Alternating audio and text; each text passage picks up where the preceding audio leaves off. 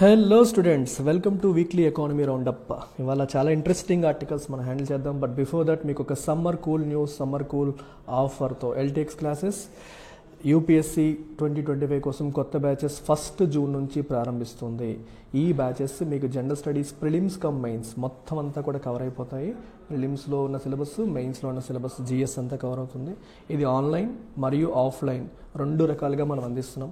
Online fee కేవలం 30,000 రూపాయలు, offline కేవలం 45,000 రూపాయలు with EMI option. Per month 5,000 rupees pay చేసే ఈఎంఐ ఆప్షన్ కూడా ఉంది. కోర్స్ మీకు లైఫ్ టైం వ్యాలిడిటీతో వస్తుంది. సో ఈ నెంబర్కి మీరు కాంటాక్ట్ చేసి వివరాలు ఏమన్నా కనుక్కోవాలంటే కనుక్కోవచ్చు. 31st మే లోపు జాయిన్ అయిన వాళ్ళకి మాత్రమే ఈ అవకాశం అనేది ఉంటుంది. So do make use of this wonderful opportunity. So ఈ ఆర్టికల్ చూడమ్మా. Startups sign up with ONDC as volumes exceed 7 million a month. ఓఎన్డీసీతో స్టార్టప్స్ సైన్ అప్ అవుతున్నాయంట, బాగా వాల్యూమ్స్ బాగా ఎక్సీడ్ అవుతున్నాయని చెప్పి రాశాడు. అసలు ఫస్ట్ ఆఫ్ ఆల్ ఓఎన్డీసీ అంటే అర్థం ఏంటి మనం ఫస్ట్ తెలుసుకోవాలి. ఓఎన్డీసీ అంటే ఏంటో తెలిస్తే మనకి క్లారిటీ అనేది వస్తుంది. సో న్యూస్లో జనరల్గా ఏమన్నా వస్తే వాటిపైన యూపీఎస్సీ కానీ అదర్ బోర్డ్స్ కానీ క్వశ్చన్స్ అడడానికి ఆస్కారం ఎక్కువగా ఉంది. But what is ONDC? So let's get to the basics of ONDC. Full form of ONDC ఏంటి మనకి? ఓఎన్డీసీ. ఓఎన్డీసీ అంటే open network for digital commerce. Open network for digital commerce, ఇది is the full form of ONDC. So ONDC ఏం చేస్తుందంటే it creates a network of inter connected e market places. ఎలా చెప్తే అర్థం కాదు, మీకు డీటెయిల్స్లోకి వెళ్తాను. 1 by 1 ఎగ్జాంపుల్తో చెప్తాను, మీకు నీట్గా అర్థమవుతుంది. సో ఫస్ట్ ఆఫ్ ఆల్ కొంచెం బ్యాక్గ్రౌండ్ ఇస్తాను. ఇది లాంచ్డ్ ఇన్ 2021లో లాంచ్ చేశారు. అండ్ విచ్ డిపార్ట్మెంట్ కిందకు వస్తుంది? DPIIT, department for promotion of industry and internal trade. So ministry of commerce కిందకు వస్తుంది. మినిస్ట్రీ ఆఫ్ ఫినాన్స్ కాదు, ministry of commerce, as part of digital India push. You might have heard of something called DPI, digital public infrastructure.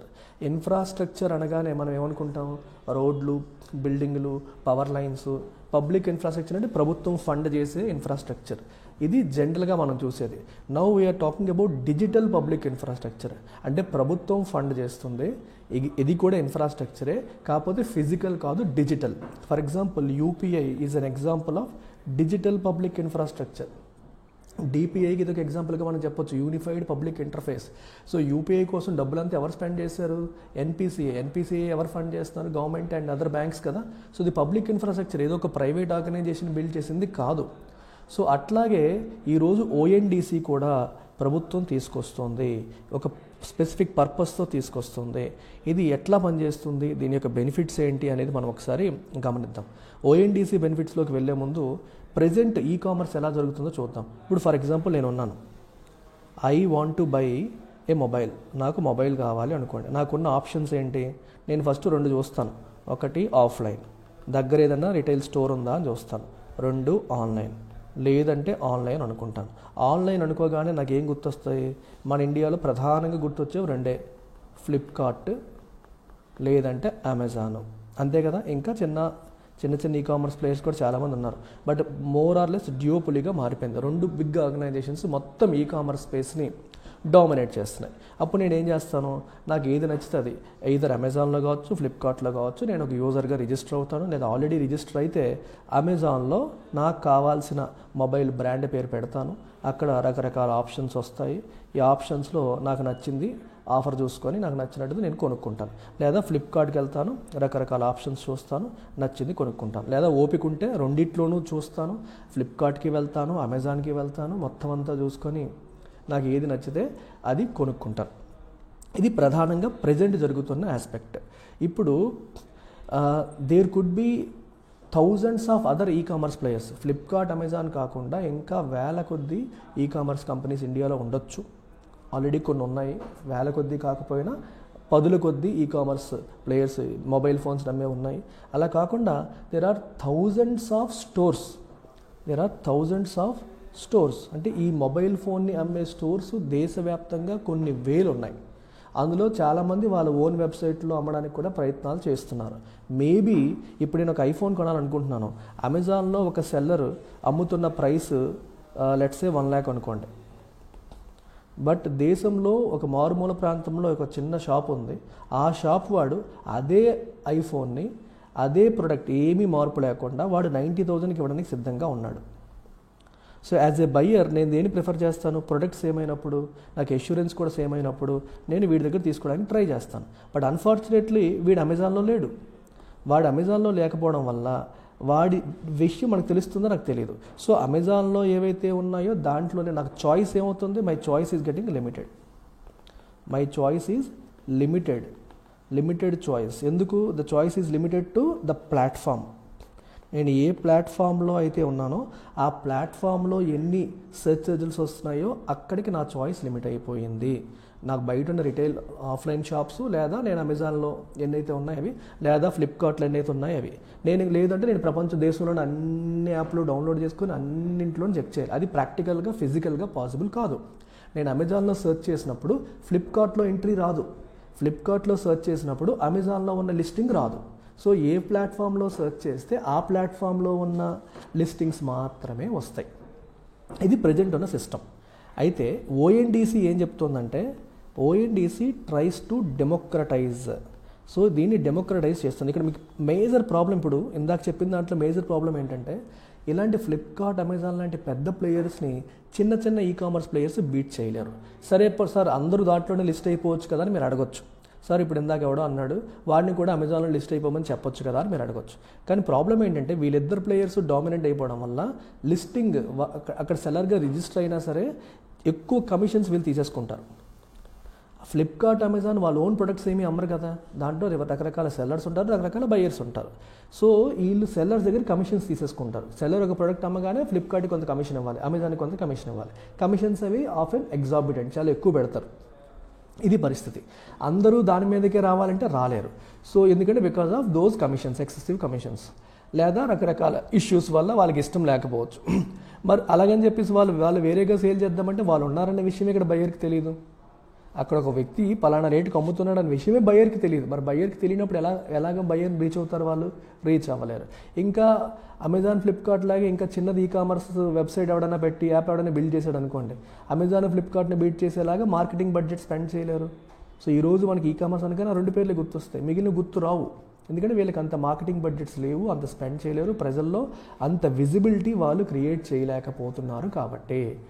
So దీనివల్ల ఏమవుతుంది? పెద్ద పెద్ద ప్లేయర్స్ని చిన్న players beat చేయలేరు because of lack of marketing budgets లేక, జనానికి reach అవ్వలేక నష్టపోయే పరిస్థితులు అనేవి ఉన్నాయి. ఇలా జరగకూడదు. స్మాల్ టైమ్ సెల్లర్స్కి అలాగే స్మాల్ టైమ్ ఈకామర్స్ ప్లేయర్స్కి కూడా నష్టం జరగకూడదు. లెవెల్ ప్లేయింగ్ ఫీల్డ్ క్రియేట్ చేయాలి. అందరికీ ఒకే రకమైన సిచ్యువేషన్ క్రియేట్ చేయాలి. ఎవరు బెస్ట్ సర్వీసు, బెస్ట్ ప్రైస్ అందిస్తారో అలాంటి వాళ్ళకి బిజినెస్ అయ్యేలాగా, కామన్ మ్యాన్కి, కన్జ్యూమర్కి చాయిస్ పెరిగేలా చేయాలి అనే ఉద్దేశంతో తీసుకొచ్చిందే ఓఎన్డీసీ. సో దీనిలో ఏమవుతుందంటే, today if I'm a buyer and ONDC నెట్వర్క్లో నేను సెర్చ్ చేశాను అనుకోండి, and remember ONDC is not an app, you can call it a network. ఇది నెట్వర్క్, ఇది ప్లాట్ఫామ్ కాదు. దానిలాగా ఇది కూడా ప్లాట్ఫామే కదా సార్. అప్పుడు అమెజాన్ యాప్ బదులు ఓఎన్డీసీ యాప్ అంటారు, ఏముంది అని అనొచ్చు. ఓఎన్డీసీ అనేది ఒక network, it is not just one platform. ఈ నెట్వర్క్లో అందరూ, దేశంలో ఉన్న సెల్లర్స్ అందరూ కూడా ఈ నెట్వర్క్లోకి రావచ్చు. సెల్లర్స్ అంటే ఇండివిజువల్గా బ్రాండ్ డైరెక్ట్గా రావచ్చు, లేదా సెల్లర్ యాప్ వాళ్ళు ఏదైనా యాప్లో లిస్ట్ చేసుకుని లిస్టింగ్ ద్వారా కూడా రావచ్చు. ఫర్ ఎగ్జాంపుల్ నువ్వు స్నాప్డీల్ అని వినుంటారు. స్నాప్డీల్ కూడా అనదర్ ఈకామర్స్ ప్లేయర్. దీంట్లో ఒక బ్రాండ్ లిస్ట్ చేసుకొని తన ప్రొడక్ట్ని దీని ద్వారా ఓఎన్డీసీ నెట్వర్క్లో కూడా రావచ్చు. ఇప్పుడు Snapdeal agrees to be part of ONDC and let's say Amazon agrees to be part of ONDC, Flipkart agrees to be part of ONDC అయింది అనుకోండి. ఇప్పుడు నేను ఓఎన్డీసీ నెట్వర్క్లోకి వెళ్ళి నేను సెర్చ్ చేశాను అనుకోండి, నాకు కావాల్సిన మొబైల్ ఫోన్ గురించి నేను సెర్చ్ చేశాను అనుకోండి, అప్పుడు ఏమవుతుంది? నాకు ఫ్లిప్కార్ట్ నుంచి ఎంట్రీ కనిపిస్తుంది, అమెజాన్ నుంచి కనిపిస్తుంది, స్నాప్డీల్ నుంచి కనిపిస్తుంది. దేశంలో ఎన్ని ఓఎన్డీసీ నెట్వర్క్లు ఎవరెవరైతే సైన్అప్ అయ్యారో వాళ్ళందరి నుంచి కూడా నాకు ఏమొస్తాయమ్మా? రిజల్ట్స్ కనిపిస్తాయి. అలాగే ఇండివిజువల్ సెల్లర్స్ డైరెక్ట్గా ఎవరైనా దాంతో నెట్వర్క్ రిజిస్టర్ అయ్యారనుకోండి, వాళ్ళ రిజల్ట్స్ కూడా కనిపిస్తాయి. సో నేను అన్నీ సర్చ్ చేసుకొని ఫ్లిప్కార్ట్లో బెటర్ ఉందా, అమెజాన్లో బెటర్ ఉందా, స్నాప్డీల్లో బెటర్ ఉందా, ఏంలో బెటర్ ఉందా అన్నీ చెక్ చేసుకొని నాకు నచ్చింది నేను కొనుక్కోవచ్చు. మీకు అర్థమైందా? ఇది ఓఎన్డీసీ యొక్క బెనిఫిట్. సో ఒక బయ్యర్ పాయింట్ ఆఫ్ వ్యూ తీసుకుంటే బయ్యర్కి చాయిస్ పెరుగుతుంది. Because he is not limited to one particular platform. He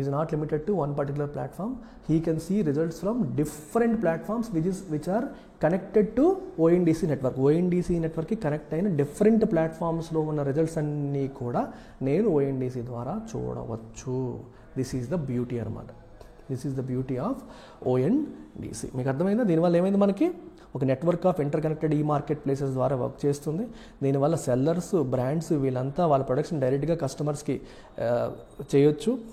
and food delivery, groceries ఇవన్నీతో పాటు రకరకాల ఇప్పుడు మొబైల్స్, ఈ కామర్స్ అన్ని రకాలు కూడా దీంట్లోకి వచ్చేస్తున్నాయి.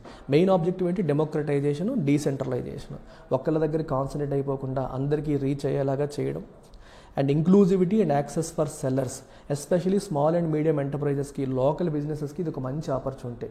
ఎక్కడో మారుమూల ప్రాంతంలో ఉన్న ఒక లోకల్ బిజినెస్ కూడా వాళ్ళు ONDC నెట్వర్క్లోకి వస్తే, ఎవరైనా సరే ONDCలో ఒక ఆయన అమెజాన్, మీకు ఇంకొక పాయింట్ కూడా చెప్పాలి. ఇప్పుడు నేను మరొక ఎగ్జాంపుల్ చెప్తాను. ఇది ఓఎన్డీసీలో ఫ్లిప్కార్ట్, అమెజాన్, స్నాప్డీల్ ఇవన్నీ కనెక్ట్ అయ్యి అనుకుందాం, let's assume. And you are a member of Flipkart. నువ్వు ఫ్లిప్కార్ట్లో సెర్చ్ చేసావు and Flipkart is connected to ONDC. అప్పుడు ఏమవుతుందంటే మీకు ONDCలో అదర్ రిజల్ట్స్ కూడా వస్తాయి. ఫ్లిప్కార్ట్ నుంచి వచ్చే రిజల్టే కాకుండా Amazon result, Snapdeal result and local players ఎవరైతే ఉన్నారో వాళ్ళ రిజల్ట్స్ అన్నీ వస్తాయి. ఈ రిజల్ట్స్ అన్నీ చూసుకొని నీకు నచ్చింది నువ్వు కొనుక్కోవచ్చు. మీకు అర్థమవుతుందా? నీకు నచ్చింది నువ్వు కొనుక్కోవచ్చు. అప్పుడు మీరు అడగొచ్చు, సార్ ఫ్లిప్కార్ట్కి అమెజాన్కి ఏంటి లాభం అని. సో మరి ఫ్లిప్కార్ట్ ద్వారానే ఈ అబ్బాయి వచ్చాడు కాబట్టి ఈ సేల్లో కొంత పర్సంటేజ్ ఫ్లిప్కార్ట్కి వెళ్తుంది. అల్టిమేట్గా ఫ్లిప్కార్ట్లో తను కొనకపోయినా సరే ట్రాన్సాక్షన్ ఫ్లిప్కార్ట్లో చేయకుండా వేరే మారుమూల స్టోర్లో చేసినప్పటికీ ఆ కమిషన్ అంతా కూడా ఈ స్టోర్కి వెళ్ళదు. ఎందుకంటే బయ్యర్ ఫ్లిప్కార్ట్ ద్వారా వచ్చాడు కాబట్టి ఫ్లిప్కార్ట్కి కొంత కమిషన్ ఇస్తారు, సెల్లర్ తిని కాబట్టి సెల్లర్కి కొంత కమిషన్ ఇస్తారు. అలాగే అమెజాన్లో రిజిస్టర్ అయిన బయ్యర్ ONDCలో ద్వారా ఇంకెక్కడో వైజాగ్లో ఉన్న మారుమూల స్టోర్ నుంచి కొన్నాడు అనుకోండి, అప్పుడు కూడా ఈ సేల్ చేసేటప్పుడు ఇచ్చే కమిషన్ అనేది ఈ సెల్లర్కి కొంత ఇస్తారు అండ్ అమెజాన్కి కూడా కొంత ఇస్తారు. సో బయ్యర్కి, సెల్లర్కి ఇద్దరికి కమిషన్స్ వెళ్తాయి. మీకు అర్థమవుతుందా? సెల్లర్ అనేవాడు ఇండివిజువల్ బ్రాండ్ అయితే మన కమిషన్ ఏమీ ఉండదు, తనే పే చేయాలి. సెల్లర్ అనేవాడు కూడా ఒక యాప్ ద్వారా సేల్ చేస్తున్నాడు అనుకోండి, అప్పుడు యాప్కి కొంత కమిషన్ వెళ్తుంది. సెల్లర్ యాప్కి కొంత, బయ్యర్ యాప్కి కొంత వెళ్తాయి. సెల్లర్ యాప్కి కొంత, బయ్యర్ యాప్కి కొంత కూడా వెళ్ళే పరిస్థితి వస్తుంది. దీనివల్ల ఏమవుతుందంటే అటు సెల్లర్స్కి, ఇటు బయ్యర్స్కి కూడా ఎక్కడో ఉన్నవాడికి అమ్మొచ్చు. ఇప్పుడు నేను for example I'm a seller registered on Amazon. I can sell to A person registered on Flipkart. ఎందుకంటే ఫ్లిప్కార్ట్లో వాడు సర్చ్ చేస్తే అమెజాన్ రిజల్ట్ కూడా వస్తుంది అక్కడ. సో వాడు ఫ్లిప్కార్ట్ కంటే అమెజాన్ది బాగుందని చెప్పి వాడు కొన్నాడు అనుకోండి, అప్పుడు ఏమవుతుంది, కొన్న తర్వాత ఈ సెల్లర్ అమ్మినప్పుడు వీడికి వస్తున్న అడ్వాంటేజ్ ఏంటి? అమెజాన్లో రిజిస్టర్ అయిన బయర్సే కాకుండా ఫ్లిప్కార్ట్లో రిజిస్టర్ అయిన బయర్స్ కూడా వీడి ప్రొడక్ట్ చూస్తున్నారు, వీడికి సేల్ అయ్యింది. సేల్ అవ్వడం వల్ల వీడు ఆబ్వియస్గా కొంత కమిషన్ పే చేస్తాడు. ఆ కమిషన్ అమెజాన్కి కొంత వెళ్తుంది, ఫ్లిప్కార్ట్కి కొంత వెళ్తుంది. Then Flipkart buyer app, Amazon seller app కాబట్టి. మీకు అర్థమైందమ్మా? అయితే ఇప్పుడు ఫ్లిప్కార్ట్, అమెజాన్ ONDCతో కనెక్ట్ అయ్యంటే కనెక్ట్ కాలేదు, ఫ్యూచర్లో అవ్వచ్చు. ఒకవేళ కనెక్ట్ అయితే సినారీ ఎలా ఉంటుందని మీకు ఎక్స్ప్లెయిన్ చేశాను. జనరల్గా మీ కనెక్షన్స్ అన్నీ కూడా either your buyer app or seller app ద్వారానే జరుగుతున్నాయి ప్రస్తుతానికి. డైరెక్ట్గా కూడా సెల్లర్స్ రిజిస్టర్ అవ్వచ్చు, బట్ బయ్యర్స్ జనరల్గా బయ్యర్ యాప్ ద్వారానే వెళ్తున్నారు. అంటే ఏదో ఒక ఈ కామర్స్ యాప్ ద్వారా ఆల్రెడీ ONDCకి కనెక్ట్ అయిన ఈ కామర్స్ యాప్ ద్వారా వెళ్తున్నారు అనమాట. సో ఇది స్టోరీ ఆఫ్ ONDC. మీకు ఇది ఎలా ఫంక్షన్ అవుతుందో మీకు అర్థమై ఉంటుంది. దీనివల్ల కస్టమర్స్కి చాయిస్ పెరుగుతుంది, ఇండిపెండెంట్గా వాళ్ళు డీల్ చేసుకోవచ్చు, ఒక పర్టికులర్ ప్లాట్ఫామ్ మీద డిపెండ్ అవ్వాల్సిన అవసరం లేదు. అండ్ కమిషన్స్ అనేవి తగ్గుతాయి. అండ్ సెల్లర్స్కి కూడా వాళ్ళ ప్రొడక్ట్ ఎక్కువ మందికి రీచ్ అయ్యేలాగా, ఒక ప్లాట్ఫామ్ మీద డిపెండ్ అవ్వకుండా ఎక్కువ మందికి రీచ్ అయ్యేలాగా చేసుకోవడానికి కూడా ఆస్కారం అనేది లభిస్తుంది. సో చాలా స్టార్టప్స్ ఇప్పుడు ONDCతో సైన్ అప్ అవుతున్నాయి. వాల్యూమ్స్ కూడా ఇప్పుడు 7 మిలియన్ ఏ మంత్ క్రాస్ చేసింది. అంటే 70 లక్షల పైగా ట్రాన్సాక్షన్స్ అవుతున్నాయి ఎవ్రీ మంత్. సో మెల్లమెల్లగా జనాలు ONDCని యాక్సెప్ట్ చేస్తున్నారు అనేది మనం ఇక్కడ చూడొచ్చు. సో నెక్స్ట్ ఆర్టికల్ చూడమ్మా. FDA norms in some sectors may be eased అని చెప్పి అంటున్నారు. FDA నార్మ్స్ కొన్ని సెక్టార్స్లో ఈజ్ చేయొచ్చు, అంటే వాటిని కొంచెం సింప్లిఫై చేయొచ్చు అని చెప్పేసి అంటున్నారు. సో బేసికల్గా సమ్ బ్యాక్గ్రౌండ్ మీరు తీసుకుంటే FDI ఫారెన్ డైరెక్ట్ ఇన్వెస్ట్మెంట్ అంటాం. It is generally compared with something called FPI, foreign portfolio investment, లేదా ఎఫ్ఐఐ, ఫారెన్ ఇన్స్టిట్యూషనల్ ఇన్వెస్ట్మెంట్తో దీన్ని కంపేర్ చేస్తూ ఉంటారు. సో బేసికల్గా రెండు కూడా ఒక కామన్ వర్డ్ ఉంది. కామన్ వర్డ్ ఏంటి? ఫారెన్. అంటే బయట దేశాలకి చెందిన వాళ్ళు మన దేశంలో చేసే ఇన్వెస్ట్మెంట్స్. ఆ ఇన్వెస్ట్మెంట్స్ని మనం రెండు రకాలుగా కేటగరైజ్ చేయొచ్చు. ఎఫ్డిఐ కావచ్చు, ఎఫ్ఐఐ లేదా ఎఫ్పిఐ కావచ్చు. సో ఎఫ్పిఐ, ఎఫ్ఐఐ ఫస్ట్ చూద్దాం. ఎఫ్పిఐ అంటే ఫారిన్ పోర్ట్ఫోలియో ఇన్వెస్ట్మెంట్ లేదా ఫారిన్ ఇన్స్టిట్యూషనల్ ఇన్వెస్ట్మెంట్. దీంట్లో ఏం జరుగుతుందంటే investor comes to India and he puts his money in Indian stock market లేదా ఇండియన్ బాండ్ మార్కెట్. ఇండియన్ బాండ్స్లో కానీ ఇండియన్ స్టాక్స్లో కానీ తన మనీని తీసుకొచ్చి పెడతాడు. సెబీ ద్వారా రిజిస్టర్ అయ్యి తను ఇండియన్ స్టాక్స్లో పర్చేజ్ చేస్తాడు లేదా ఇండియన్ బాండ్స్ కొంటాడు. ఇలా తన ఇన్వెస్ట్మెంట్స్ అనేవి చేస్తూ ఉంటాడు. ఎవరు? ఒక ఫారిన్ ఇన్వెస్టర్. ఒక ఫారిన్ ఇన్వెస్టర్ ఈ రకంగా చేయడం అనేది జరుగుతుంది. ఆన్ ది అదర్ హ్యాండ్ అయితే ఇలాంటి వాళ్ళు మనం ఫారిన్ పోర్ట్ఫోలియో ఇన్వెస్టర్స్ అని చెప్పేసి అంటాం. ఇక్కడ ఏమవుతుందంటే ఇతని ఉద్దేశం ఏంటి అంటే ప్రాఫిట్. సో డబ్బులు పెడుతున్నాము, రేపు పొద్దున్న అది పెరగాలి. ఈ బాండ్లో పెడితే ఉద్దేశం ఆబ్వియస్గా వడ్డీ, ఇంట్రెస్ట్ ఇన్కమ్ కావచ్చు, లేదా బాండ్స్ కూడా ఫ్లక్చువేట్ అవుతుంటాయి. దాని ద్వారా కూడా ప్రాఫిట్ పొందాలని కూడా అనుకోవచ్చు. సో ప్రాఫిట్ పొందడం లేదా వడ్డీ పొందడం అనే మైండ్ సెట్తో వాళ్ళు వస్తారు, పెట్టుబడి పెడతారు, కొన్నాళ్ళు అయ్యాక దే ఎగ్జిట్, మళ్ళీ వెళ్ళిపోతూ ఉంటారు. ఇలా కాకుండా if A foreign investor comes to India and he either కొలాబరేట్స్ with an Indian కంపెనీతో కొలాబరేట్ చేసుకోవచ్చు, లేదా గవర్నమెంట్ నామ్స్ ఎలా చేస్తే డైరెక్ట్గా కావచ్చు, ఇన్ కొలాబరేషన్ కావచ్చు, డైరెక్ట్గా కావచ్చు, ఇండియాకి వచ్చి if he comes with a long term commitment, ఇక్కడ నేను బిజినెస్ పెడతాను, బిజినెస్ ఎస్టాబ్లిష్ చేసి దీన్ని బిజినెస్ గ్రో చేస్తానన్న లాంగ్ టర్మ్ కమిట్మెంట్తో ఇండియాకి వచ్చాడు అనుకోండి, అలాంటప్పుడు అది ఫారిన్ డైరెక్ట్ ఇన్వెస్ట్మెంట్గా కన్సిడర్ అవుతుంది. ఇక్కడ మేజర్ థింగ్ ఏంటంటే లాంగ్ టర్మ్ ఇన్వెస్ట్మెంట్ డైరెక్ట్గా ఇన్వాల్వ్ అవుతారు. ఇలా ఇన్వాల్వ్ అయినప్పుడు వాళ్ళు ఇది డైరెక్ట్గా చేసినా లేదా కొలాబరేషన్తో చేసినా, అంటే ఇండియన్ కంపెనీతో కొలాబరేట్ చేసినా, అక్కడ ఏమవుతుందంటే దే ట్రాన్స్ఫర్ దేర్ టెక్నాలజీ. వాళ్ళ దేశం నుంచి వాళ్ళ యొక్క స్పెషాలిటీ, వాళ్ళ టెక్నాలజీని మనకి ఇస్తారు. And they actively involve in management డిసిషన్స్లో యాక్టివ్గా ఇన్వాల్వ్ అవుతారు, ఎస్పెషల్లీ యాక్టివ్ ఇన్వాల్వ్మెంట్. నువ్వు స్టాక్స్లో పెట్టుబడి పెట్టేటప్పుడు యు ఆర్ జస్ట్ ప్యాసివ్. నువ్వు ఆ కంపెనీ డెసిషన్స్లో నువ్వు ఇన్వాల్వ్ అవ్వవు. కంపెనీ డెసిషన్స్ కంపెనీ తీసుకుంటుంది. నువ్వు ప్యాసివ్ ఇన్వెస్టర్, నీ ఫండ్స్ నీకు పెరుగుతున్నాయా లేదని మాత్రమే నువ్వు చూసుకుంటావు. ఇక్కడేమవుతుందంటే active investment. What is happening here? Active investment అనేది జరుగుతుంది. నువ్వు యాక్టివ్లీ ఇన్వాల్వ్ అవుతావు, మేనేజ్మెంట్ డిసిషన్స్లో ఇన్వాల్వ్ అవుతావు, టెక్నాలజీ ట్రాన్స్ఫర్స్ చేస్తావు. మీకు ఒక ఎగ్జాంపుల్ చెప్తే ఎఫ్డిఐకి మారుతి సుజుకి అనేది జాపనీస్ కంపెనీ, మారుతి అనేది ఇండియన్ కంపెనీ. సో సుజుకి ఇది ఇండియాకి వచ్చి మారుతితో పార్ట్నర్ అయింది. మారుతికి సుజుకి టెక్నాలజీ ట్రాన్స్ఫర్ చేసింది, తన టెక్నాలజీ అందించింది, అండ్ మేనేజ్మెంట్లో యాక్టివ్గా ఇన్వాల్వ్ అవుతుంది, and there is an active involvement. So ఇండియాలో ఇంకా పాటుపడి పూర్తిగా దిగిపోయి ఫుల్ ఫ్లెడ్జ్డ్ బిజినెస్ చేసుకుంటున్నారు. ఇట్లాంటిది మనకి ఇన్వెస్ట్మెంట్. అలాగే ఎఫ్ఐఐకి కుప్పలు ఎన్నో చాలా మీరు చెప్పొచ్చు, చాలా ఎగ్జాంపుల్స్ చెప్పొచ్చు. ఈరోజు ఫారెన్ నుంచి మన మ్యూచువల్ ఫండ్స్లో, మన స్టాక్స్లో పెట్టే ప్రతి ఒక్కడు ఫారెన్ పోర్ట్ఫోలియో ఇన్వెస్టర్ కింద మనం చెప్పొచ్చు. ఇండివిజువల్స్ కాకుండా ఇన్స్టిట్యూషనల్, మనకి ఫారెన్ పెన్షన్ ఫండ్స్ కావచ్చు, ఫారెన్ హెడ్జ్ ఫండ్స్ కావచ్చు, విదేశాలకు చెందిన మ్యూచువల్ ఫండ్స్ కావచ్చు, అవన్నీ కూడా ఇన్స్టిట్యూషనల్ ఇన్వెస్టర్స్గా మనం చెప్తాం. అయితే ఇక్కడ పాయింట్ ఏంటంటే వీళ్ళు విదేశానికి చెందిన వాళ్ళు కాబట్టి వీళ్ళు భారతదేశంలో వచ్చి పెట్టుబడి పెట్టాలి అంటే అది ఈజీ కాదు. దేర్ ఆర్ సర్టెన్ నామ్స్ ఉంటాయి, రూల్స్ ఉంటాయి. ఆ రూల్స్ని బట్టి వాళ్ళు వెళ్ళాల్సి ఉంటుంది. ఎవరైనా సరే ఇండియాకి వచ్చేసి నేను డాలర్స్ మార్చేస్తాను, రూపాయలు పెట్టేస్తాను, నాకు నచ్చిన స్టాక్ కొనేస్తాను, అమ్మేస్తానంటే కుదరదు. ఎఫ్పిఐకి నామ్స్ ఉంటాయి, ఎఫ్డిఐకి నామ్స్ ఉంటాయి. సో ఎస్పెషల్లీ ఎఫ్డిఐ పరంగా ఆర్టికల్ ఉంది కాబట్టి ఎఫ్డిఐ పరంగా తీసుకుంటే మీరు ఇండియాలో ఎఫ్డిఐ చేయాలంటే 2 మార్గాలు ఉన్నాయి.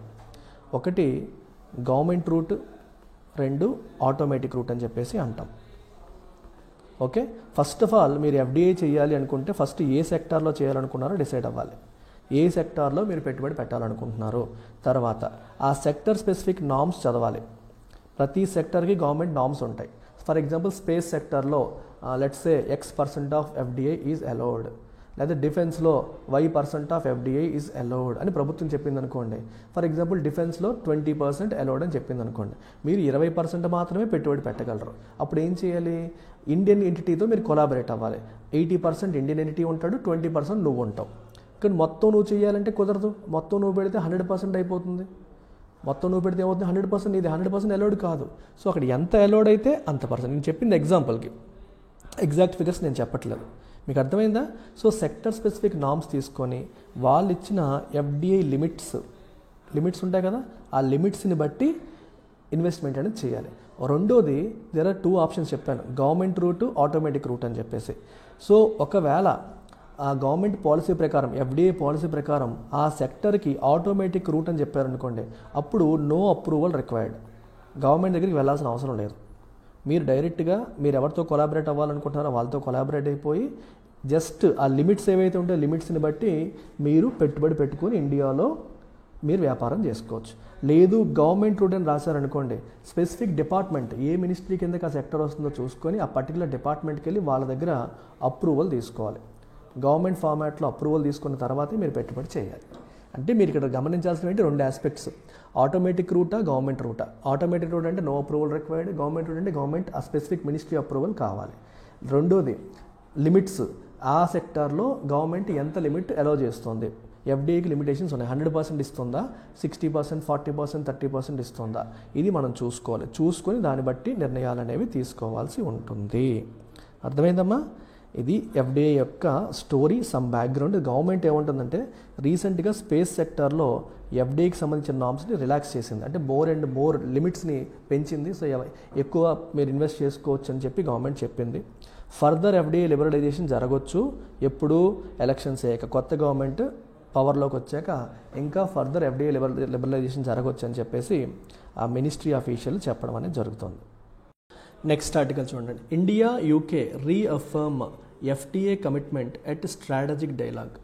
సో ఎఫ్టిఏ అనేది ఇంకా సైన్ అవ్వలేదు 2 దేశాల మధ్య, కానీ మేము చేస్తాము, ఖచ్చితంగా ఎఫ్టిఏ సైన్ చేస్తామని 2 దేశాలు కూడా స్ట్రాటజిక్ డైలాగ్లో భాగంగా, డైలాగ్ అంటే చర్చ, ద్వైపాక్షిక చర్చల్లో భాగంగా మా కమిట్మెంట్ని రెండొకసారి పునరుద్ఘాటించాయని చెప్పొచ్చు. అయితే మీకు ఈ కీవర్డ్స్ నేను ఎప్పుడు చెప్తున్నాను, కీవర్డ్స్ పైన మనం ఎక్కువ ఫోకస్ చేయాలి. ఎఫ్టిఏ అంటే అర్థం ఏంటి? సో ఎఫ్టిఏ అంటే మీనింగ్ ఏంటమ్మా? Free trade agreement. Free trade agreement. So కొంచెం డీటెయిల్స్లోకి వెళ్దాము. ఇప్పుడు జనరల్గా 2 కంట్రీస్, ఇప్పుడు ఇండియా ఉంది, అంటే యూకే ఉంది. ఇండియా నుంచి యూకేకి కొన్ని ఎక్స్పోర్ట్ అవుతూ ఉంటాయి, యూకే నుంచి ఇండియాకి కొన్ని ఇంపోర్ట్ అవుతూ ఉంటాయి. సో ఇండియా ఎక్స్పోర్ట్ చేసే వాటిపైన యూకే టారిఫ్స్ వేస్తుంది, డ్యూటీ అంటాం, ఇంపోర్ట్ డ్యూటీ. అలాగే యూకే నుంచి వచ్చే వాటిపైన ఇండియా కూడా ఇంపోర్ట్ డ్యూటీ వేస్తూ ఉంటుంది. వీటినే మనం సుంకాలని అంటాము, టారిఫ్స్ అని అంటాము, రకరకాల పేర్లతో పిలుస్తూ ఉంటాం.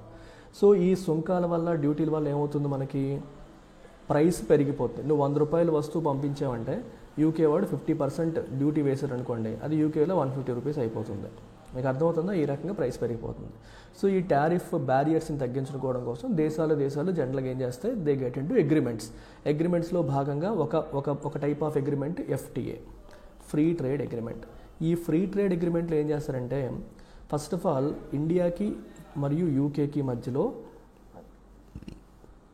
ఎన్ని ఐటమ్స్, యాజ్ ఆఫ్ నౌ ఎన్ని ఐటమ్స్ ఎక్స్పోర్ట్స్ ఇంపోర్ట్స్ జరుగుతాయి, ట్రేడ్ అనేది ఎన్ని ఐటమ్స్ మధ్య జరుగుతుంది అనేది ఫస్ట్ చూస్తారు. లెట్స్ సే ఒక 1000 ఐటమ్స్ పైన ట్రేడ్ జరుగుతుంది అనుకోండి, ఇండియా నుంచి వెళ్ళేవి, యూకే నుంచి వచ్చేవి అన్నీ కలిపి తీసుకుంటే. అయితే ఎఫ్టిఏ సైన్ చేసేటప్పుడు ఏం చేస్తారంటే, they have to go for something called a negative list. They generally create negative list. అంటే ఈ ఎఫ్టిఏ మనం సైన్ చేయబోతున్న అగ్రిమెంట్ అనేది ఏ ఐటమ్స్కి వర్తించదు. Let's create a negative list. ఇదేంటది? A list to which FTA is not applicable. FTA not applicable, FTA apply అవ్వదు అనుకునే ఐటమ్స్ ఏంటని ఫస్ట్ కొన్ని తీసేస్తారు. లెట్స్ ఒక 20-30 ఐటమ్స్ వీటికి ఎఫ్టిఏ వర్తించదు, టారిఫ్లు పడాల్సిందే అని చెప్పి 2 దేశాలు అనుకుని లిస్ట్ నుంచి తీసేస్తాయి.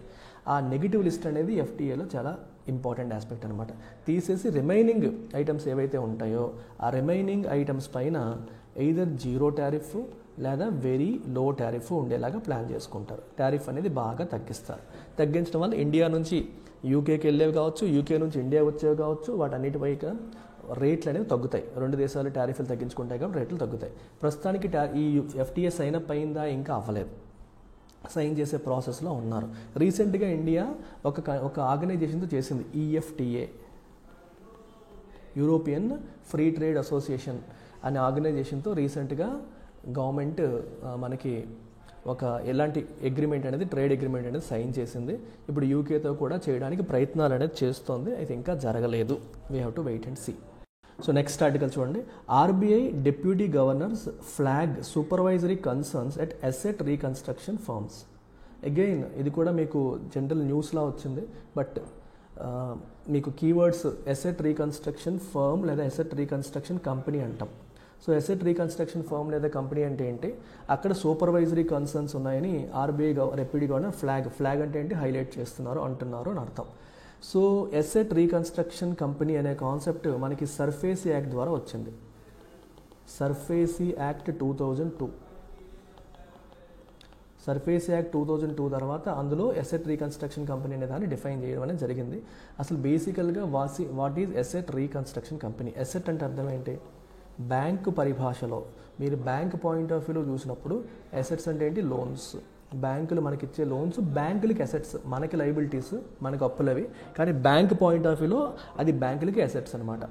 సో అసెట్స్ కొన్నిసార్లు ఏమవుతాయి, assets in general they turn bad అంటే అర్థం ఏంటి, మొండి బకాయిలుగా మారిపోతాయి, లైక్ నాన్ పర్ఫార్మింగ్ అసెట్స్గా మారిపోతాయి. అంటే అర్థం ఏంటి, వాళ్ళు ఇచ్చిన లోన్స్ పైన మనం చెల్లించట్లేదు అనుకోండి, బ్యాంక్ పాయింట్ ఆఫ్ వ్యూ అది ఏమవుతుంది, నాన్ పర్ఫార్మింగ్ అసెట్ లేదా మొండి బకాయిగా, చెల్లించిన బకాయిలుగా మారిపోతూ ఉంటాయి. సో అలాంటప్పుడు వీటిని రిజల్యూషన్ ఎలా చేయాలి, రికవరీ ఎలా చేయాలి అనే ఆస్పెక్ట్ గురించి ఒక పెద్ద డిపార్ట్మెంట్లే ఉంటాయి. సో దీనికోసం రకరకాల చట్టాలు వచ్చాయి, సర్ఫేసీ యాక్ట్ అని, ఐబీసీ అని రకరకాల చట్టాలు వచ్చాయి. అయితే అందులో సర్ఫేసీ యాక్ట్ అని ఒక చట్టం వచ్చింది. దాంట్లో భాగంగా అసెట్ రీకన్స్ట్రక్షన్ కంపెనీస్ అనే దాన్ని డిఫైన్ చేశారు. ఆ తర్వాత రియల్ లైఫ్లో కూడా అసెట్ రీకన్స్ట్రక్షన్ కంపెనీస్ వచ్చాయి. సో దీంట్లో ఏం చేస్తారంటే, ఇప్పుడు లెట్స్ సే ఒక బ్యాంక్ ఉందనుకుందాం, ఈ బ్యాంక్కి ఒక లోన్ ఉంది. ఈ లోన్నే మనం ఏమంటున్నాం, అసెట్ అంటున్నాం. సో ఈ లోన్ని యూ కెన్ సెక్యూరిటైజేషన్ చేయొచ్చు. సెక్యూరిటైజేషన్ చేయొచ్చు అంటే అర్థం ఏంటి, దీన్ని ఒక సేలబుల్ అసెట్గా మార్చవచ్చు, ఒక సేలబుల్ ఐటమ్గా. అంటే లోన్ని కూడా ఒక వస్తువులాగా నువ్వు అమ్మేయచ్చు. సెక్యూరిటైజ్ చేయడం అంటే ఒక షేర్ ఎలా అమ్ముతున్నారో, బాండ్స్ ఎలా అమ్ముతున్నారో, లోన్ని కూడా ఒక సేలబుల్ అసెట్ కింద మనం అమ్మడానికి చేయొచ్చు అనమాట, అమ్మే ఆస్కారం ఉంది. దాన్ని సెక్యూరిటైజేషన్ అంటాం. You are converting it into a tradable security, something that can be sold and bought. Trade చేసుకోగలిగే సెక్యూరిటీగా లోన్ని మార్చేయడం. సో సెక్యూరిటైజ్ చేసిన తర్వాత దీన్ని బ్యాంక్స్ ఏం చేయొచ్చు, banks can sell them. Banks వీటిని అమ్మొచ్చు. అయితే ఈ లోన్స్ని ఎవరు కొంటారు, ఏఆర్సీస్ కొంటాయి. ఏఆర్సీస్ పని ఏంటి, అసెట్ రీకన్స్ట్రక్షన్ కంపెనీ, దాని పేరే ఉంది. సో బ్యాంకుల దగ్గర ఈ బ్యాడ్ లోన్స్ని ఏఆర్సీస్ కొనుక్కుంటాయి. ఈ బ్యాడ్ లోన్స్ని సెక్యూరిటైజ్ చేసేసి ఏఆర్సీస్కి బ్యాంక్స్ అమ్మొచ్చు. అమ్మినప్పుడు ఏఆర్సీస్ వెళ్ళి, జస్ట్ లైక్ మనకి ఎలా ఉంటుందంటే, ఒక ఆక్షన్ పెడతారు చూడండి, ఇగో ఇది నా పాట, నేను ఈ 100 కోట్ల లోను మేము 30 కోట్లకు అమ్మేస్తున్నాము అంటే, ఇది 100 కోట్లు మేము ఇచ్చాము, యాక్చువల్గా వాడు పేమెంట్ చేయట్లేదు, మేము ఇబ్బందులు పడుతున్నాం, సో 30 crores అమ్మేస్తాం, ఎవరికైనా ఇంట్రెస్ట్ ఉంటే మీరు పాడుకోవచ్చు అంటాడు. సో ఈ ఏఆర్సీలు వెళ్తాయి, ఆక్షన్లో పార్టిసిపేట్ చేస్తాయి, అవి కొనుక్కుంటాయి ఆ బ్యాడ్ లోన్స్ని. ఒకసారి కొనుక్కున్న తర్వాత ఏమవుతుందంటే, that loan gets transfer to the ఏఆర్సీకి వచ్చేస్తుంది. సో లెట్స్ సే ఇప్పుడు ఎస్బీఐ ఉంది, రిలయన్స్ ఇండస్ట్రీస్ లిమిటెడ్కి లోన్ ఇచ్చింది అనుకుందాం, రిలయన్స్ వాడు పేమెంట్ చేయట్లేదు అనుకోండి, అప్పుడు ఏమవుతుంది, ఈ లోన్ ఎప్పుడైతే ఒక పర్టికులర్ ఏఆర్సీకి, ఒక ఏబీసీ లిమిటెడ్ అనే ఏఆర్సీకి వచ్చేసింది అనుకోండి, ఇంకా ఆర్ఐఎల్ దగ్గర వసూలు చేసుకునే రెస్పాన్సిబిలిటీ ఏఆర్సీకి వచ్చేస్తుంది, ఏబీసీ లిమిటెడ్కి వచ్చేస్తుంది. ఎస్బీఐకి మరి రెస్పాన్సిబిలిటీ ఉండదు. సో ఎస్బీఐ వాడు ఆ లోన్ వదిలించేసుకున్నాడు, వీళ్ళకి వెళ్ళిపోయింది. సో రెస్పాన్సిబిలిటీ ఎవరి మీదకి వెళ్తుంది, ఏబీసీ దగ్గరికి వస్తుంది. సో ఏబీసీ వాడు ఏం చేస్తాడు, he will try to reconstruct the loan. వాడు మళ్ళీ ఆర్ఐఎల్తో మాట్లాడి టర్మ్స్ అండ్ కండిషన్స్ మార్చుకుందామా, లేకపోతే ఏం చేద్దామా ఏంటని డిస్కస్ చేసుకుంటారు. డిస్కస్ చేసుకొని ఆర్ఐఎల్ని కన్విన్స్ చేసి ఈఎంఐ తగ్గించో, లేకపోతే టైం పీరియడ్ పెంచో, ఏదో రకంగా దాన్ని మళ్ళీ ట్రాక్లోకి తేడానికి ట్రై చేస్తారు. దాన్ని రీస్ట్రక్చరింగ్ అంటాం. అలా అసెట్ని రీకన్స్ట్రక్ట్ చేయడానికి ప్రయత్నం చేస్తారు. అయితే అయ్యింది, లేదంటే అప్పుడు ఏం చేస్తాడు ఏబీసీ వాడికి ప్రభుత్వం ద్వారా ఉన్న చట్టాలను వాడుకొని, లైక్ ఐబీసీ కావచ్చు, సర్ఫేస్ యాక్ట్ కావచ్చు, వీటిని కావచ్చు, ఈ విల్ అప్రోచ్ కోర్ట్స్ దగ్గరికి అప్రోచ్ అయ్యి ఆర్ఐఎల్ దగ్గర ముక్కుపిండి ఎలా వసూలు చేయాలని ప్రయత్నం చేస్తాడు. సో ఏఆర్సీ వాడికి ఆ తలనొప్పి అంతా ఎందుకు సార్ అని మీరు అడగొచ్చు, ఎందుకంటే he specialises in that. ARC యొక్క పనే అది, దాంట్లో ఉన్న వాళ్ళందరూ ఇలాంటి స్పెషలిస్ట్లు అనమాట. ఇప్పుడు మీరు చాలామంది చూస్తే లిటిగేషన్లో ఉన్న ల్యాండ్లు కొంటారు కొంతమంది. లిటిగేషన్లో ల్యాండ్ ఎందుకు కొంటారంటే, అది లిటిగేషన్లో ఉంది కాబట్టి తక్కువ రేటుకి వస్తుంది. తక్కువ రేటుకి వచ్చాక దాన్ని కొనుక్కొని దాని మీద ఉన్న కేసులన్నీ సాల్వ్ చేయడానికి కోర్టుల వెంట వాటి వెంట తిరిగి దాన్ని క్లీన్ చేసుకొని తర్వాత దాన్ని ఎక్కువ రేటుకి అమ్మేసుకుంటారు. సో వాళ్ళ స్పెషాలిటీ అది. ట్రబుల్లో ఉన్న వాటిని కొనుక్కుంటారు. ట్రబుల్లో ఉన్న వాటిని ఎందుకు తక్కువ రేటుకి వస్తాయి కూడా కొనుక్కుంటారు. కొనుక్కున్న తలనొప్పులన్నీ భరిస్తారు. అలాగే ఏఆర్సీలు కూడా అంతే. ఆల్రెడీ స్ట్రగుల్ అవుతున్న బ్యాడ్ లోన్స్ని కొంటారు. కొనుక్కొని దాని ప్రాబ్లమ్ సార్ట్అవుట్ చేయడానికి ట్రై చేస్తారు. వాళ్ళ ఓనర్తో మాట్లాడతారు, లోన్ తీసుకున్నతో మాట్లాడతారు, లేదా కోర్టు ద్వారా ఏమైనా రెవెన్యూస్ ఉన్నాయో ట్రై చేస్తారు. అన్ని రకాలుగా ప్రయత్నాలు చేసి దాని నుంచి ప్రాఫిట్ పొందడానికి ట్రై చేసే కంపెనీస్ని మనం ఏఆర్సీస్ లేదా అసెట్ రీకన్స్ట్రక్షన్ కంపెనీస్ అని చెప్పేసి అంటాం. అయితే ఇక్కడ ఏం రాశారు టైటిల్, ఈ అసెట్ రీకన్స్ట్రక్షన్ ఫర్మ్స్లో సూపర్వైజరీ కన్సర్న్స్, సరిగ్గా గవర్నెన్స్ ఇష్యూస్ ఉన్నాయి అన్నట్టు. సో అనెథికల్ ప్రాక్టీసెస్లో వాళ్ళు ఇన్వాల్వ్ అవుతున్నారు అని చెప్పేసి మాటలు వస్తున్నాయి. సో కొంచెం అందుకని సూపర్విజన్ సరిగ్గా జరగట్లేదు, రూల్స్ సరిగ్గా ఫాలో అవ్వట్లేదు అనే కన్సర్న్స్ని ఆర్బీఐ డిప్యూటీ గవర్నర్ వ్యక్తపరిచారు. సో ఈ ఆర్టికల్ చూడండి. India to see 2.5 billion passive FPI flows post the rejig of MSCI indices. MSCI అంటే అర్థం ఏంటి మనకి? ఈ MSCI indices, so MSCI full form ఏంటమ్మా? Morgan Stanley Capital International. Morgan Stanley Capital International. So వీళ్ళు different ఇండిసెస్ని maintain చేస్తారు. Indices అంటే అర్థం ఏంటి? మనకి ఇండియాలో సెన్సెక్స్ అని ఎలా అయితే ఉందో, నిఫ్టీ అనేది ఎలా అయితే ఉందో, సెన్సెక్స్ ఎవరు మెయింటైన్ చేస్తున్నారు? బిఎస్సి వాళ్ళు, బాంబే స్టాక్ ఎక్స్చేంజ్. నిఫ్టీ ఎవరు మెయింటైన్ చేస్తున్నారు? నేషనల్ స్టాక్ ఎక్స్చేంజ్ వాళ్ళు మెయింటైన్ చేస్తున్నారు. ఈ ఇండిసెస్ ఎలా అయితే ఉన్నాయో అలాగే ఇంటర్నేషనల్ లెవెల్లో కూడా there are several firms which maintain indices. So indices maintain చేసేటప్పుడు వాళ్ళకి క్రైటీరియా ఉంటుంది. They will have criteria. అంటే ఆ ఇండిసెస్లో ఏ ఏ కంపెనీస్ ఉంటాయి, వేటిని ఉంచాలి, వేటిని తీసేయాలి, దే హ్యావ్ సర్టెన్ క్రైటీరియా. ఆ క్రైటీరియా ప్రకారం వాళ్ళు ఇండిసెస్లో కంపెనీస్ని పెడతారు. ఫర్ ఎగ్జాంపుల్ సెన్సెక్స్లో 30 కంపెనీస్ ఉన్నాయి, నిఫ్టీలో 50 కంపెనీస్ ఉన్నాయి. నిఫ్టీలో ఎన్ఎస్సిలో ఉన్న టాప్ 50 కంపెనీస్ ఉంటాయి, సెన్సెక్స్లో బిఎస్సిలో ఉన్న టాప్ 30 కంపెనీస్ ఉంటాయి. సో అది క్రైటీరియా. అది ఎవ్రీ 6 మంత్స్ కావచ్చు, డిఫరెంట్ టైం పీరియడ్స్లో వాళ్ళు రీజిగ్ చేస్తూ ఉంటారు. వాళ్ళ పారామీటర్స్ ప్రకారం ఏమన్నా లాస్ట్ టైం టాప్ 30 అని పెట్టుకున్నారు, కొన్ని ఏమో వెనకబడిపోయి కొన్ని ఏమో ముందుకు వచ్చాయి, వాటిని పీకేస్తారు, కొత్త వాటిని యాడ్ చేస్తూ ఉంటారు. అయితే ఈ ఇండిసెస్ వల్ల ఏంటి ఉపయోగం అంటే, today we have something called index funds. Index funds అని మ్యూచువల్ ఫండ్స్లో కొత్త రకాల ఫండ్స్ వచ్చాయి. ఈ ఇండెక్స్ ఫండ్స్ ఏం చేస్తాయంటే, మామూలుగా మ్యూచువల్ ఫండ్ అంటే ఏంటి? డిఫరెంట్ పీపుల్ ద్వారా పూల్ చేసిన మనీని మ్యూచువల్ ఫండ్స్ ఏం చేస్తాయి? దే ఇన్వెస్ట్ ఇన్ స్టాక్స్ కావచ్చు, బాండ్స్ కావచ్చు, వేరే వాటిలో ఇన్వెస్ట్ చేస్తూ ఉంటాయి. అయితే ఏ స్టాక్స్లో ఇన్వెస్ట్ చేయాలని ఎవరు డిసైడ్ చేస్తారు? ఫండ్ మేనేజర్ డిసైడ్ చేస్తారు. అలా కాకుండా ఫండ్ మేనేజర్ యాక్టివ్గా ఆలోచించి డిసైడ్ చేయడం ఎందుకు? Why can't we create a passive fund? Active fund బదులు ప్యాసివ్ ఫండ్ ఎందుకు క్రియేట్ చేయకూడదు? ప్యాసివ్ ఫండ్ అంటే అర్థం ఏంటి? ఫండ్ మేనేజర్ యాక్టివ్గా ఇన్వాల్వ్ అవ్వడం. He will be passive. తను ఏం చేస్తాడంటే, he will think and he will decide where to invest. He will not think.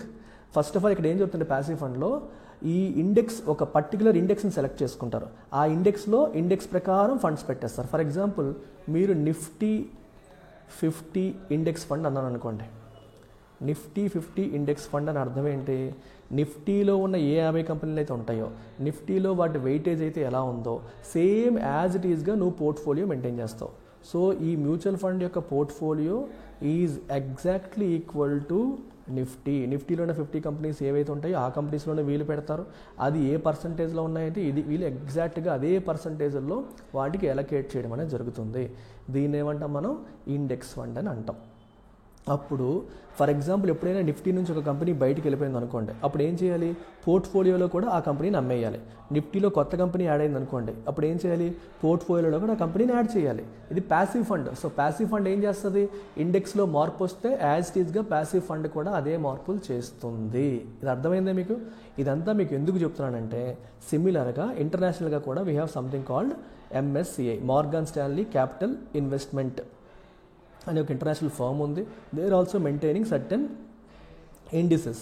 ఇందులో మార్గన్ స్టాన్లీ వాళ్ళది ఒక ఇండిసెస్ ఏంటంటే మనకి ఎమర్జింగ్ మార్కెట్స్ ఇండెక్స్ అని చెప్పి ఒకటి ఉంది, MSCI standard are emerging market index. దీంట్లో ఇండియాని యాడ్ చేశారు. ఇందులోకి ఇండియాని యాడ్ చేయడం వల్ల ఏమవుతుంది? ఇండియాకి చెందిన కంపెనీలు డెఫినెట్గా దీంట్లోకి యాడ్ అయిపోతాయి. సో దీంట్లో యాడ్ చేయడం వల్ల ఇండియన్ కంపెనీస్కి బెనిఫిట్ ఏంటి, ఇండియాకి బెనిఫిట్ ఏంటి మీరు అడగొచ్చు. బెనిఫిట్ ఏంటి అంటే, ఈ ఇండెక్స్ని బేస్ చేసుకొని చాలా ఇంటర్నేషనల్ ఇండెక్స్ ఫండ్స్ పనిచేస్తూ ఉంటాయి. చాలా ఇంటర్నేషనల్ ఇండెక్స్ ఫండ్స్ ఈ ఇండెక్స్ని బేస్ చేసుకుని ఇన్వెస్ట్ చేస్తాయి. సో దీంట్లోకి ఇండియన్ కంపెనీస్ ఎంటర్ అవుతున్నాయి అంటే ఆబ్వియస్లీ ఈ ఇండెక్స్ ఫండ్స్ అన్నీ కూడా ఆ ఇండియన్ కంపెనీస్లో పెడతాయి పెట్టుబడి. మీకు అర్థమవుతుందా? టుడే మార్గన్ స్టాన్లీలోకి ఆర్ఐఎల్ ఎంటర్ అయింది అనుకోండి ఈ ఇండెక్స్లోకి. సో ఈ ఇంటర్నేషనల్ ఇండెక్స్ ఫండ్స్, దీన్ని ఫాలో అవుతున్న ఇండెక్స్ ఫండ్స్ అన్నీ కూడా రిలయన్స్ ఇండస్ట్రీస్ లిమిటెడ్ కొంటాయి. ఎందుకు కొంటాయంటే అవి ప్యాసివ్ ఫండ్స్. యాజ్ ఇట్ ఈస్గా ఎంఎస్సిఐలో ఎలా అయితే ఉందో వీళ్ళు అదే రకంగా మెయింటైన్ చేయాలి. ఒకవేళ ఎంఎస్సిఐ నుంచి ఆర్ఐఎల్ని పీకేశారనుకోండి, వీళ్ళు కూడా అమ్మేస్తారు. మీకు అర్థమవుతుందా? ఆ రకంగా అందుకే మీకు ఎగ్జాంపుల్ చెప్పాను ఇందాక. నిఫ్టీలో కొత్త కంపెనీ వస్తే నిఫ్టీని బట్టి మెయింటైన్ చేసిన ఇండెక్స్ ఫండ్లో కూడా ఆ కంపెనీని యాడ్ చేస్తారు. నిఫ్టీలోంచి అది వెళ్ళిపోతే వీళ్ళని తీసేస్తారు. అలాగే ఎంఎస్సిఐలో ఇండియన్ కంపెనీస్ ఎక్కువగా యాడ్ అయ్యాయి అనుకోండి, దాన్ని ఫాలో అవుతున్న ఇంటర్నేషనల్ ప్యాసివ్ ఇండెక్స్ ఫండ్స్ అన్నీ కూడా ఈ కంపెనీస్లో షేర్స్ కొంటాయి. దానివల్ల ఏమవుతుంది? మన దేశంలోకి పెట్టుబడులు పెరుగుతాయి. ఇక్కడ అదే రాశారు, India to see $2.5 billion passive FPI flows. Passive అనే పదం ఎందుకు రాశారు? యాక్టివ్గా ఈ కంపెనీలో పెట్టాలని డిసైడ్ అయ్యి వచ్చినవి కాదవి. Because these companies are part of a certain index which they are following blindly. ఇవి ఇండెక్స్లో భాగం కాబట్టి ఆ ఇండెక్స్ని యాజ్ ఇట్ ఈస్గా ఫాలో అవుతున్న కంపెనీస్ ఏవైతే ఉన్నాయో ఆ కంపెనీస్ ఆ ఇండెక్స్ లో యాడ్ అయిన కొత్త కంపెనీస్లో పెట్టుబడి పెడతాయి. ఇప్పుడు రీసెంట్గా ఏం జరిగిందంటే 13 ఇంక్లూజన్స్ 3 ఎక్స్క్లూజన్స్, దాంట్లోంచి 13 కంపెనీస్ యాడ్ అయ్యంటే ఇండియన్వి, 3 కంపెనీస్ని లేపేశారంట. ఓవరాల్గా ఇండియన్ కంపెనీస్ 146 ఉన్నాయి ఎంఎస్సిఐ స్టాండర్డ్ మరియు ఎమర్జింగ్ మార్కెట్ ఇండెక్స్లో. మీకు అర్థమైందా?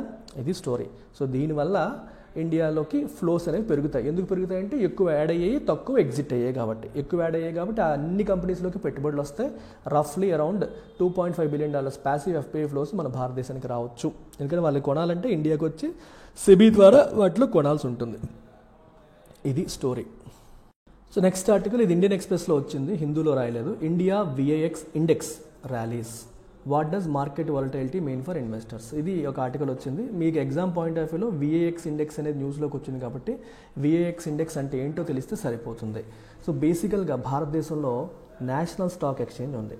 సో నేషనల్ స్టాక్ ఎక్స్చేంజ్ వాళ్ళు ఈ ఇండియా విఐఎక్స్ అనే ఇండెక్స్ని మెయింటైన్ చేస్తున్నారు. జస్ట్ లైక్ నిఫ్టీ వాళ్ళు ఇండెక్స్ని మెయింటైన్ చేస్తున్నారు.